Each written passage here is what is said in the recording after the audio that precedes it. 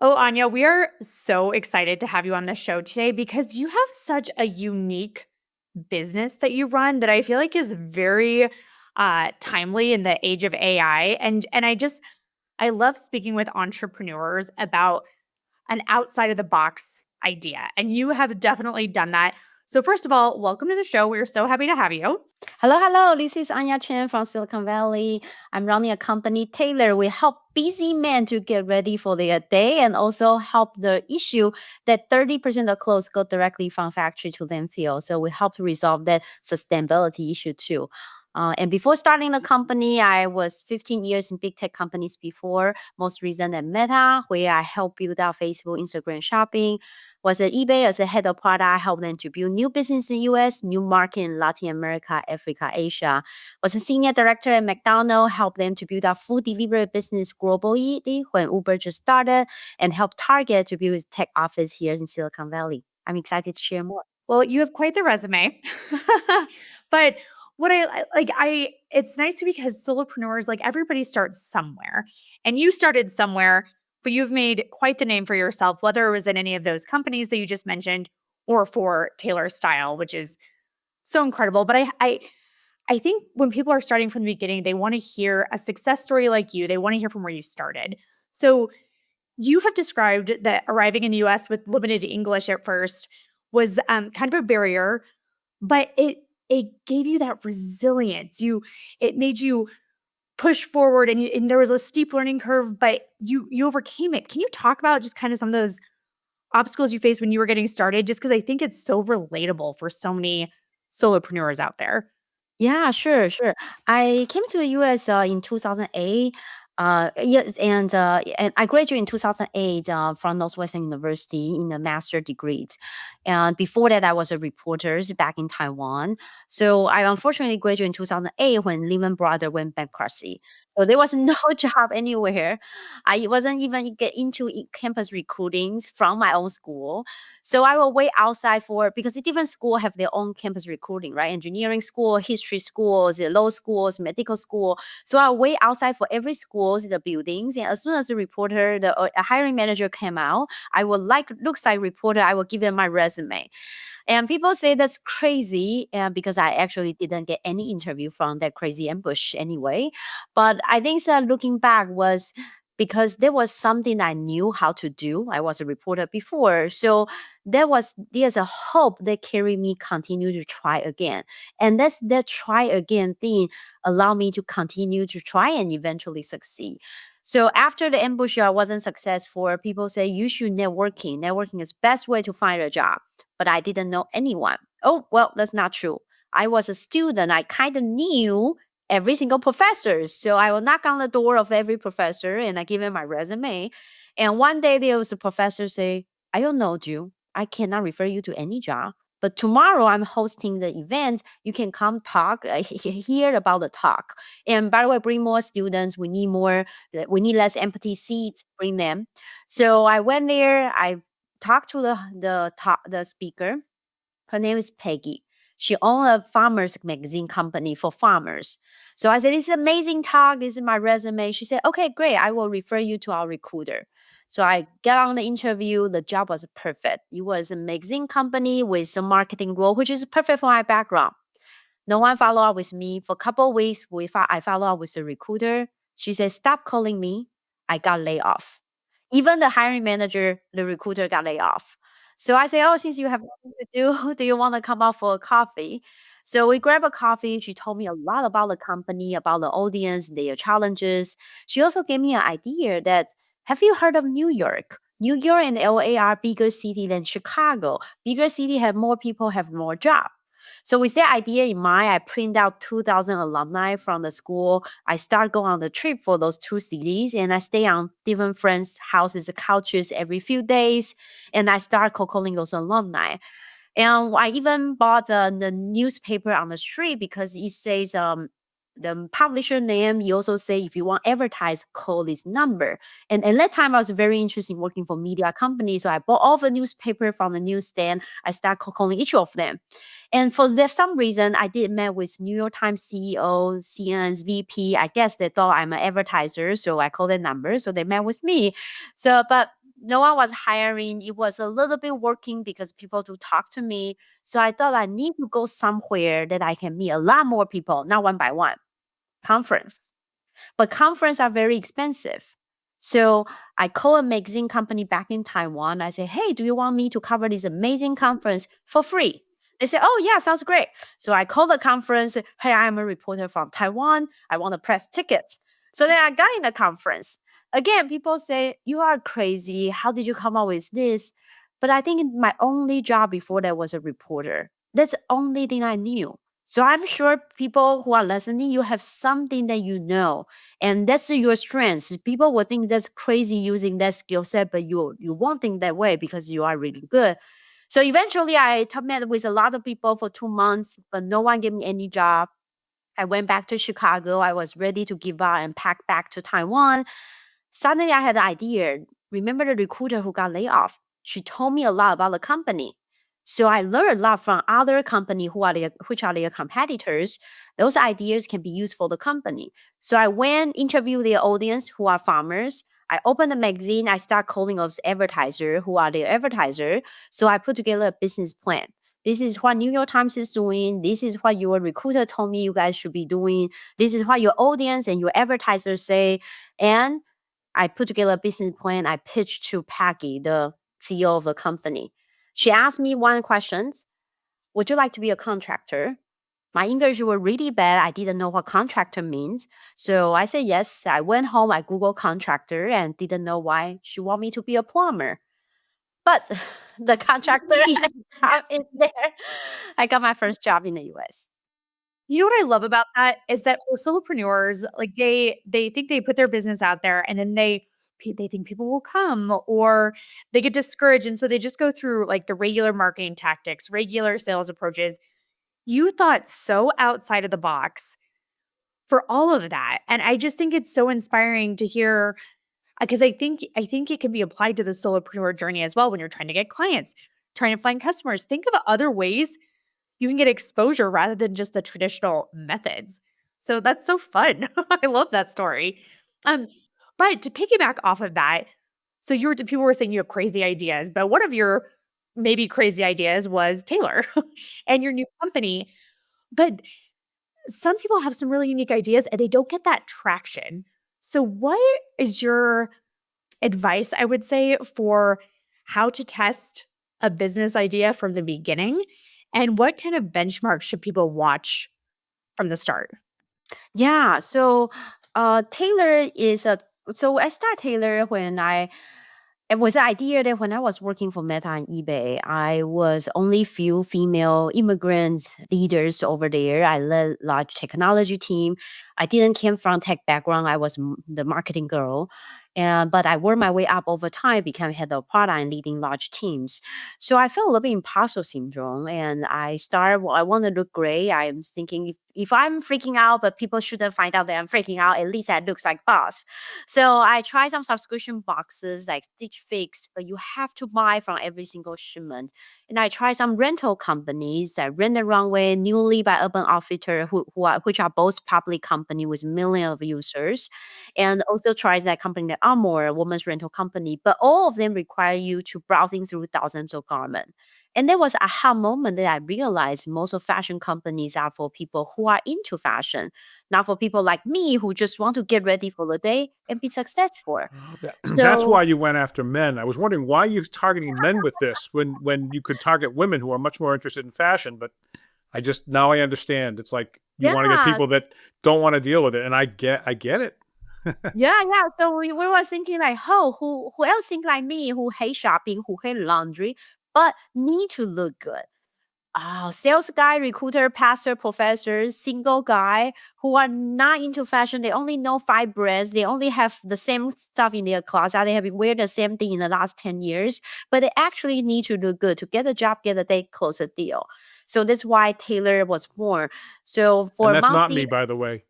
I am none of those. So oh well. yeah, for people who hate laundry, like here Oh, you I do hate go. laundry, so I got that one.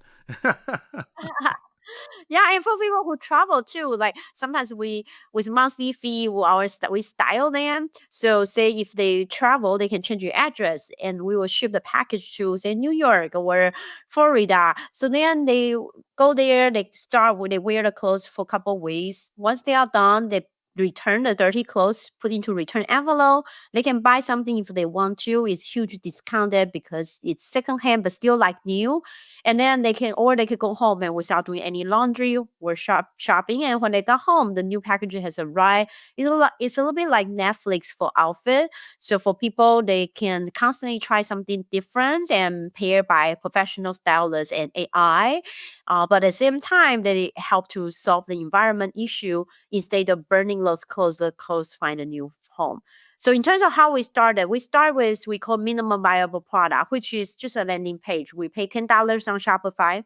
We set ideas over there and say, have an email box. Say if you are interested, send us your email to get on a wait list. It was right before Thanksgiving, and we launched the website, and we don't think anyone will find out the website. By the time of Thanksgiving, someone emailed me. He said, hey, I'm on the wait list. Can you bump me up? I thought he's a scam. Like we were nobody who is going to wanting to get on the wait list and bump up the spot. So I didn't ignore him. Right before Christmas, the guy called me. Somehow he connected me on LinkedIn. I accepted. He saw my phone number. He called me. He said, I'm a real estate agent. My name is Michael. I really like your stuff. I have you on waitlist for 2 months. You must be really popular. That's why I'm still not get on yet. We were nobody. We just didn't have started a service yet. So he said, I really like the blue shirt on your website homepage. Can you send it to me? We checked, we realized he's a real guy. So we went to department store, bought a whole bunch of stuff, put into the box in the post office, ship it out to him, and he became our first customer. So from there, we found out there were actually around 100 people on the wait list. We posted everywhere, and then from there, we served the 100 of them, and we learned. So how did those 100 people find you? What did you do to get noticed by 100 people, or probably more than 100 people, to get 100 signed up? Yeah, we're just posting in multiple like groups and pass along to different places. It's not that hard for 100 only. It's probably not that hard. Even people just put their email, they don't even pay yet at the time, right? So then we start outreach back, say, hey, you are interested? Would you like to try? But the goal for that 100, it's not that much. But the goal for that 100 is about learning. Like we learn what people really want. Because in order to build a business, we think we will need some outside investors. But if you don't know what you're going to need the money for, then you cannot build a great business story or business plan and say have people to give you the money. So for that 100 people, simply just for us to learn, like we charge them pretty cheap, like half a price of what we have now. Now we are serving like $79. At that time is even way much less. So for them, it's just more of for us to learn about what they are looking for. But you really proved the concept by advertising the product without having the product. And then kind of kludged together a product to satisfy some of the demand. And then, but you knew, and that's such a great lesson, because, that's something I wish I had learned 20 years ago, to do that instead of, build it out and get it all done and then show the world. And then you go, oh, we didn't hit it right, and we got to change it.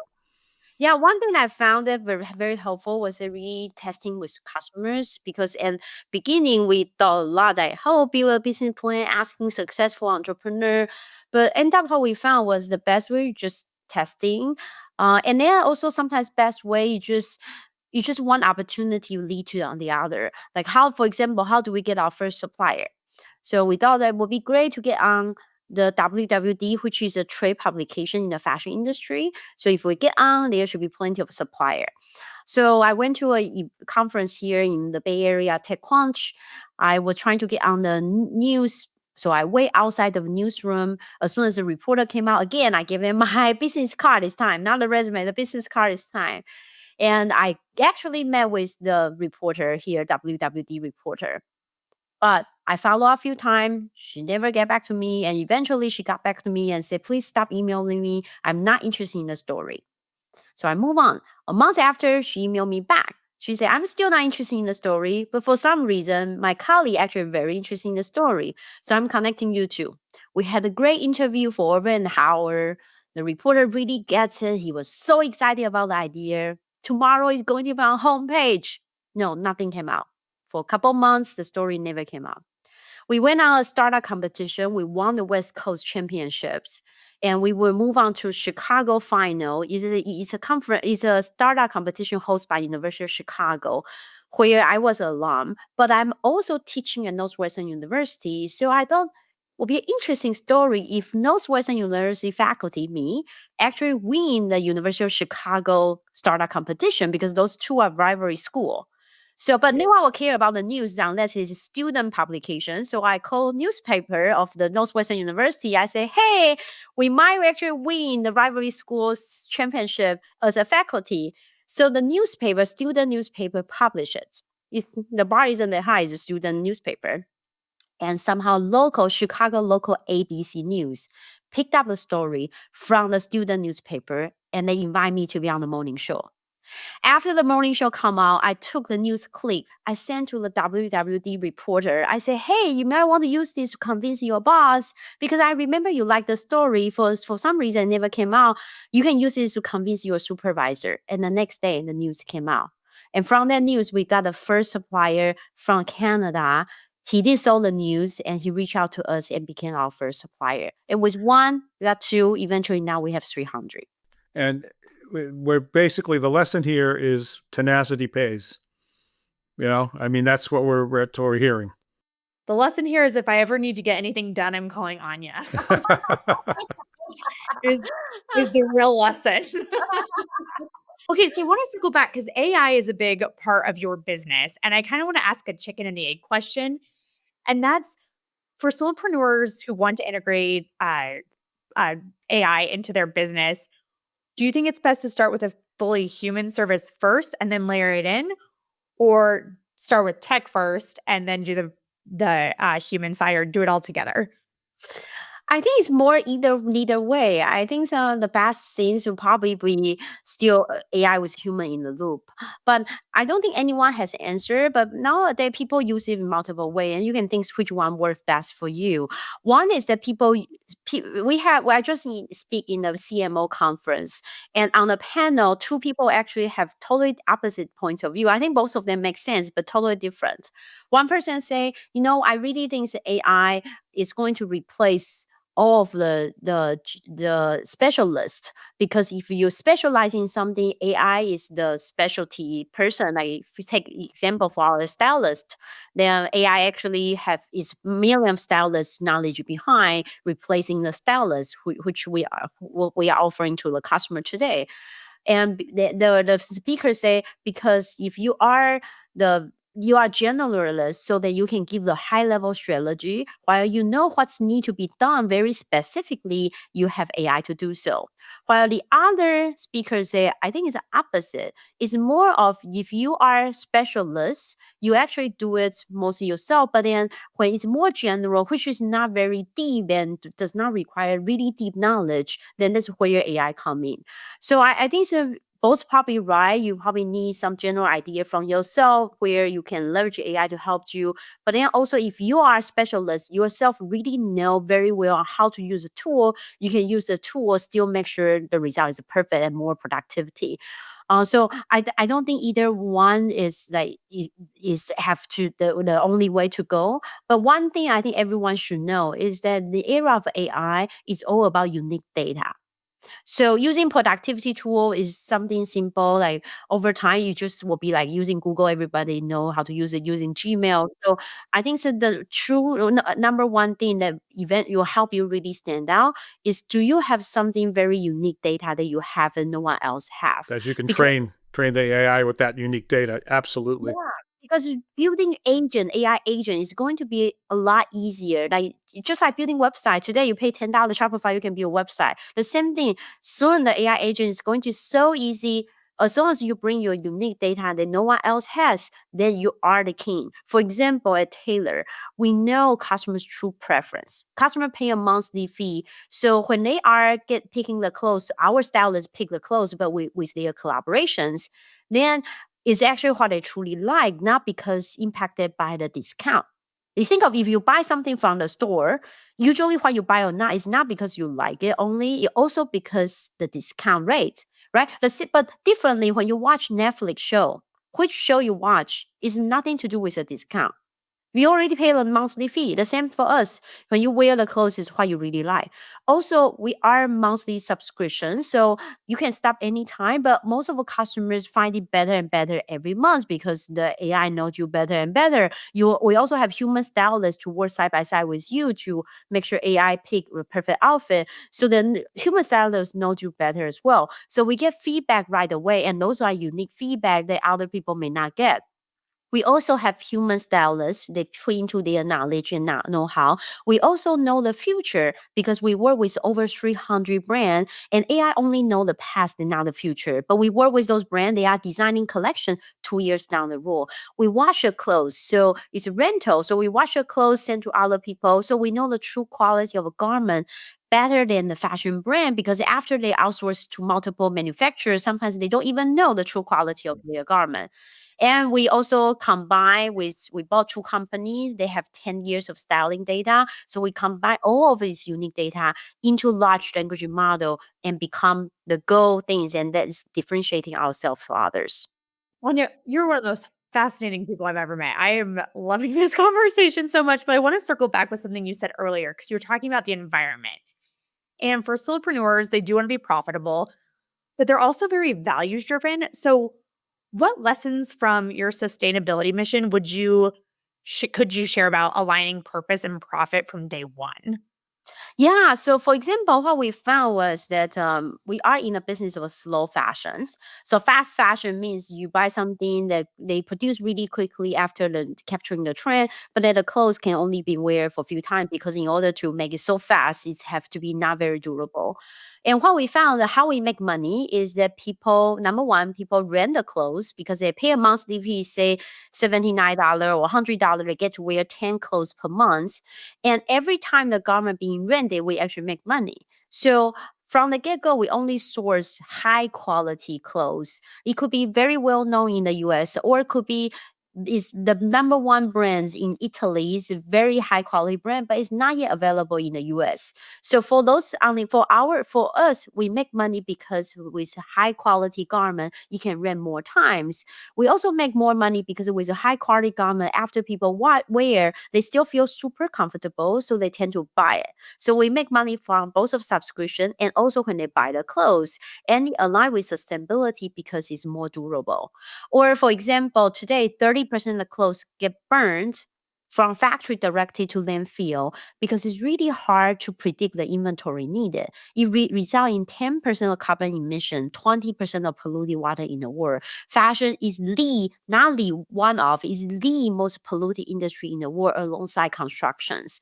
So instead of burning those clothes, now we help them from Turkey or Italy or Paris or Japan, they find a new home here in the US because we style those garments and then we help those busy men to try those new outfits and they get to know new brand. So I think you should think about look at your unique economy. Where is your spend and where you make money? Like in our case, our spend is the shipping cost, is the laundry cost, is the inventory cost, and our money is the subscription boxes of monthly fee $70 or $100, and also the money when people buy rented clothes. And we can align with sustainability because if we get those brands who are not well known but high quality, the cost of inventory is lower. And we can make more money because if we rent more times, it's high quality, so then we make more money from subscriptions. It all sounds like such a well-oiled machine at this point, and I know it wasn't always that case. And you've actually said that like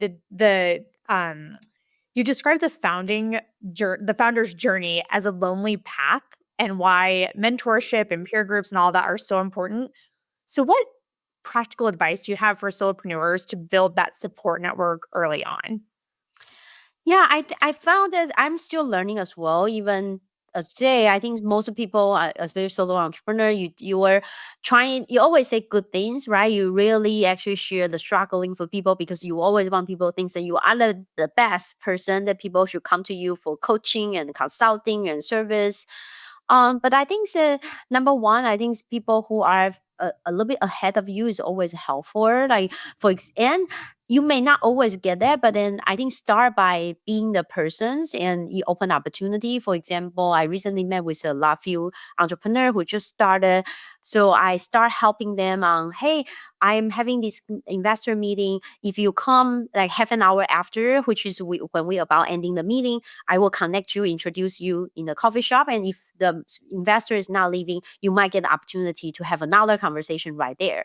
And by doing so, because for me, it's just very simple, like, hey, you guys should meet and bye if you guys can continue conversation. But for that entrepreneur, it's huge beneficial, right? Because now he can just come show out there. Now he meet with an important investor. So after the conversation, that entrepreneur actually became our investor because he said, I want you to always remember me and always open those doors for me. And I know being just an angel investor for $20,000, a really small amount, and now I can buy this opportunity for next 7 years when I'm running a business. So sometimes it's just finding the person just a little bit ahead of you or being the person that's ahead of others. You might see opportunities that actually came out. For example, when I we although we are not solo entrepreneur because we do raise money, but how we raise money was that I reach out to a professor back to my school, and that professor connects someone who is another entrepreneur to me. In that conversation, I was supposed to ask the entrepreneur to refer his investor to me, but I forgot. I was just genuinely curious about his business. He owned a security camera business. I used to work for Facebook. We help launch Facebook connectivity in Africa. So I connect a whole bunch of bodyguard at the time to him. And a few weeks after, he circled back to me. I said, Anya, thank you so much for those amazing leads of the clients. How can I help you? And what was the reason that you reached out at the beginning? I said, I forgot that I was trying to ask you for investor connections. So he connect me to his investor, and in half an hour, we raised $2 million. So I think just sometimes it's when opportunity is there when you're not looking, and the best way to build a support on the network, you just start by thinking, how can I help? Great advice. It is. And I just at this point don't know when you sleep. You seem like a very, very busy person and you seem just so driven that I have to imagine you have your off days, as everybody does.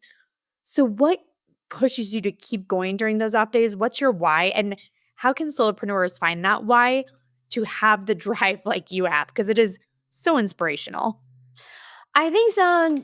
You should know that people are like when we are looking at social media, people only post good things, right? So, like every time when you see that, imagines what's behind and using a story. For example, last year I didn't post it, but if I post it, it will be a picture where I hold a champagne in a business class airplane. And the headline will be such an amazing trip in New York. I learned so much and meet with amazing the founder of this public company and these largest consumer investor VCs out there. Cheers and go Taylor.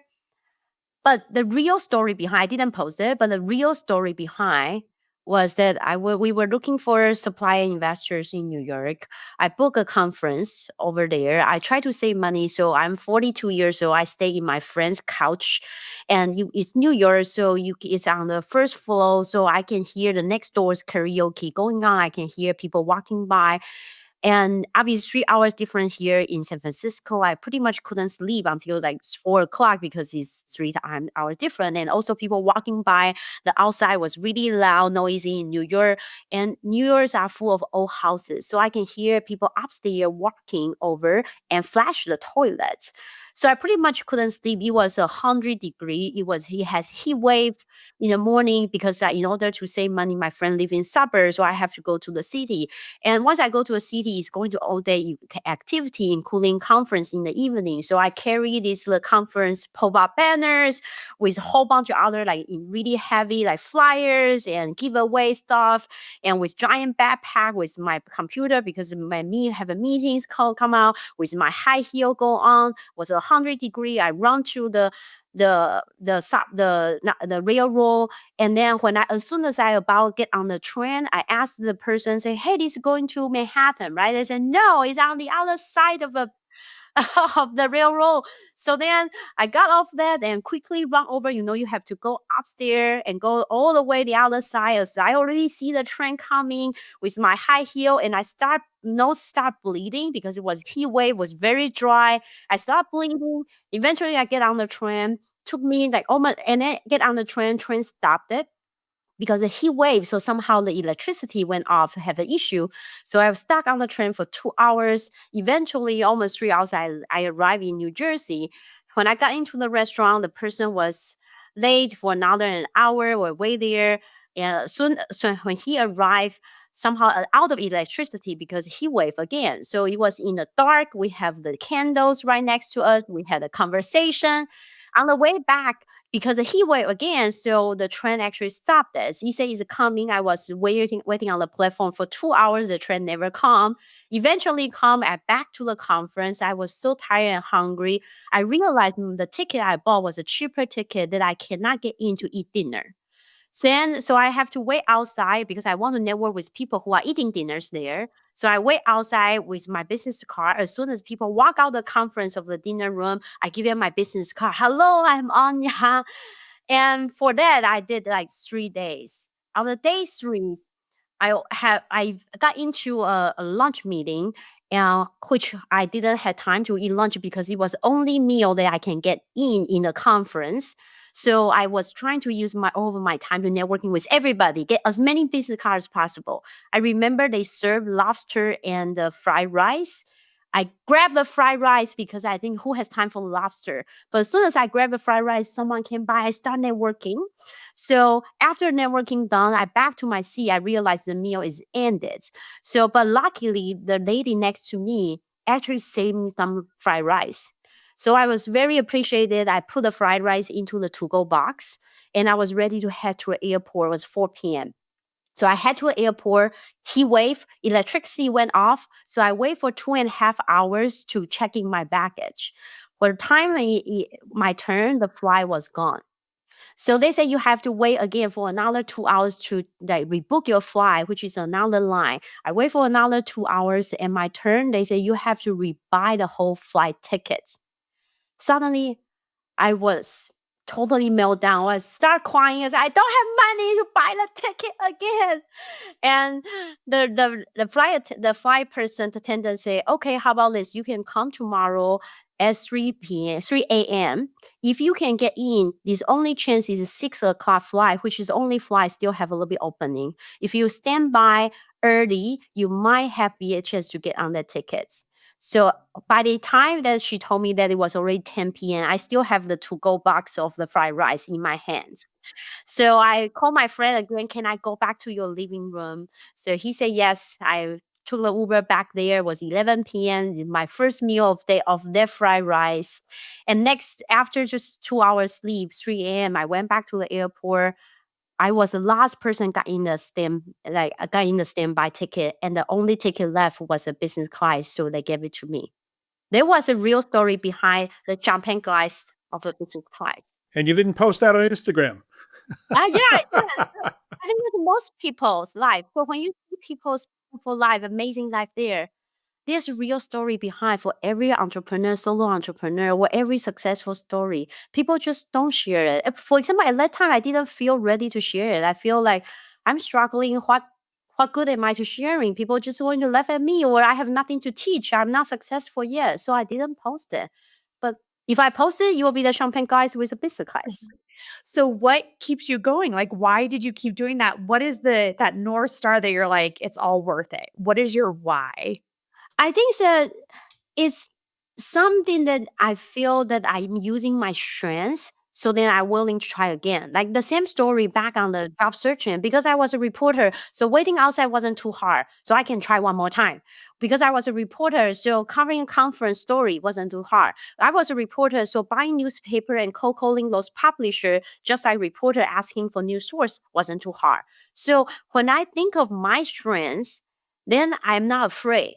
So I think your strengths will be different from mine. You might be like, I'm the best person who knows a lot logistics. So like, if I thinking about how the best optimizing my time, I do better. Or I'm just a person who have connection with the whatever oil industry or farmer industry because I grew up in this neighborhood or what. Like everyone has this unique superpower in you from your connection, from your knowledge or your previous experience. And if you use your strengths, you are willing to try one more time. And it's like the chicken inside the egg. If you try one time, two times, three times, after 49 times, you crack. But in fact, you don't know which time actually cracked it to help the following time. You only know that, should I only do the 49th time? Probably not, because you probably previous few times help on eventually crack out of the egg. But you don't know. So just try one more time. But when you try, think about what you are good at. Because if you are good at, you are not afraid. When you are not afraid, you feel like there's light in the tunnel. You have the courage to try again. There's an old saying that people love to attribute to Albert Einstein, which is the definition of insanity is doing the same thing over and over again and expecting a different result. And yet, in business, just what you just said, you keep trying and trying and trying and trying. My wife is a child therapist. She said, the only way to rewire a child's brain is to keep doing the same thing over and over until it rewires. So I don't know that Albert actually said that, but I think that we have dispelled that myth of that being the definition of insanity, that you got to keep trying and banging away, hitting your head against the wall until it gives. Well, Anya, you've been so motivational today. I have no doubt that this episode will help solopreneurs keep chipping away and finding that success of their own. So we have to ask, what is your favorite quote about success? I think leverage your strengths so that you don't give up. Oh, that's a good one. Apt one. I love that. Oh, well, where can people learn more about you, more about Taelor, anything you want to share? Yeah, so give it a try, how use Taelor to save your time and looks great, confidence, ready for your day. And don't worry about laundry or shopping. Focus on your solo business. Focus on your clients, your suppliers and resources and whatever your next big idea. So go on Taelor.Style. That's TAELOR.STYLE and use the code podcast25 PODCAST 25 podcast25 to get 25% off first month. And if you want to partner with us, we are always looking for ambassadors. We have matchmaker, career coach, life coach, fitness center coach, and schools centers and are our partners. If you want to partner with us, we help to co-marketing your business, and our service also might be helpful for your clients or people who are surrounding you. So reach out to me at Anya, that's ANYA at Taelor.AI, TAELOR.AI. So we'd love to work with you. Wonderful. Well, thank you so much for coming on the show today. I thoroughly enjoyed this episode. And listeners, thank you so much for tuning in. As always, leave that 5-star review, but for real this time, like every other time. Subscribe on your favorite platform, including YouTube, and we will see you next time on The Aspiring Solopreneur.